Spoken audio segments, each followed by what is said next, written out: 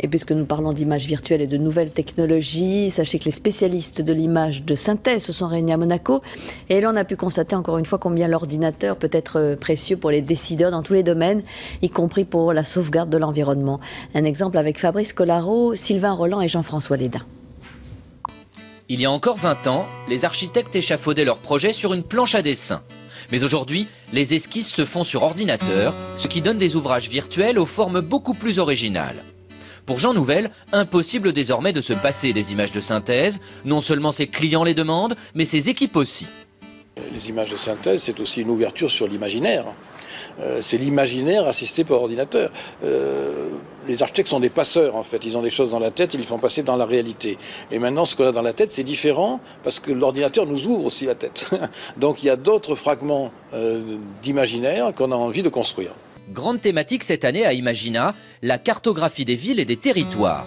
Genève, Monaco, mais aussi de très nombreuses municipalités françaises sont en train de réaliser leur maquette numérique.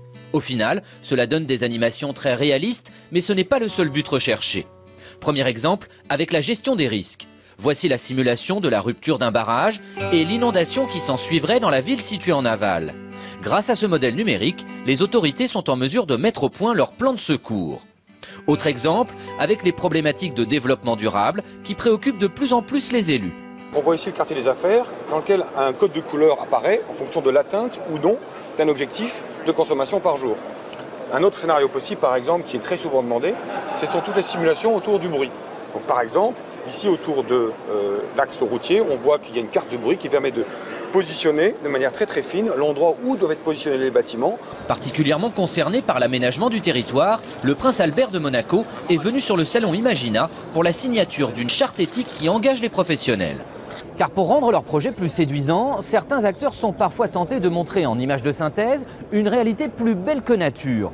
D'où la signature d'une charte éthique ici à Monaco, où chacun s'engage à fabriquer des maquettes numériques de villes ou de territoires qui correspondent fidèlement à la réalité.